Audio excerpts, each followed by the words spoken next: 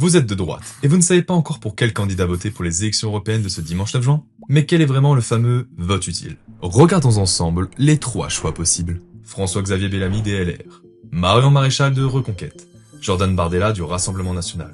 Commençons par Jordan Bardella. Le principal argument qu'il avance pour voter pour lui, c'est donc de mettre une claque à Macron. Mais votre voix est-elle vraiment utile? Jordan Bardella est déjà donné à plus de 30% dans les sondages, plus de 15 points devant la candidate de Macron. La claque est déjà énorme. Certaines acquises. 31 ou 32%, c'est la même chose. Mais au-delà, est-ce que cette claque est vraiment utile? En 2014, le RN était déjà arrivé premier, et cela n'avait rien changé. En 2019, le RN était déjà arrivé premier aussi, et cela n'avait rien changé non plus. Emmanuel Macron a déjà annoncé qu'il ne tiendrait pas compte du résultat. Il n'y aura pas de dissolution, et le lendemain, les macronistes reprendront leur petite vie, y compris au Parlement européen. Alors, quel intérêt? Se faire plaisir une soirée? C'est sans doute sympathique. Mais est-ce vraiment utile? Non, car le groupe du RN au Parlement européen est isolé, marginalisé et sans aucune influence. Concrètement, cela veut dire que pendant 5 ans, les députés RN ne pourront influer sur aucune décision. D'ailleurs, le RN n'a jamais réussi à déplacer une virgule d'une loi européenne. En donnant votre voix à Jordan Bardella, vous ferez donc plaisir une soirée. Mais concrètement, votre vote ne servira à rien sur le plan européen pour les 5 années qui suivent. Inutile. Et votez François-Xavier Bellamy au Parlement européen. Son parti est en coalition avec les macronistes et les socialistes. Ils votent 80% des textes ensemble.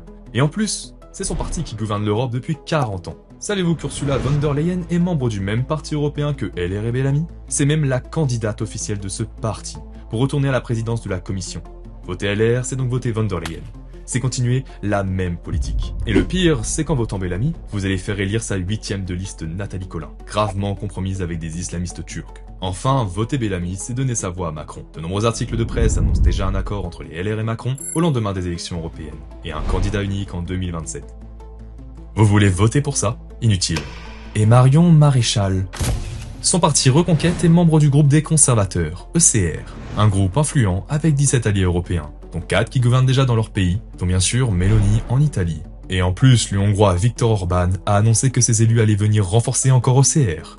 C'est ce groupe central qui peut faire basculer le Parlement européen à droite et renverser von der Leyen. De plus, Marion Maréchal est la seule candidate à reconnaître que l'islam est incompatible avec nos valeurs, à parler du grand remplacement et à proposer un vrai programme économique de droite. Baisse des impôts, lutte contre l'assistanat. Marion Maréchal est aussi la seule à combattre la propagande woke et l'idéologie LGBT. Et puis, Marion Maréchal propose de mettre en place la triple frontière avec le blocus naval militaire européen pour stopper les arrivées de migrants. Tout au long de cette campagne, elle a démontré son courage. Marion Maréchal, c'est la droite qui ne baisse pas les yeux. Enfin, avant de faire votre choix, n'oubliez pas que ces élections sont à la proportionnelle, sur un seul tour. Cela veut dire qu'à partir de 5%, vous avez 5 députés. 10%, 10 députés. Alors, qui voulez-vous faire élire? Ou votre voix est-elle la plus utile? Vaut-il mieux un 33e député européen RN inconnu, et pas forcément compétent, ou Marion Maréchal pour vous défendre pendant 5 ans au Parlement européen? Qui vous défendra le mieux?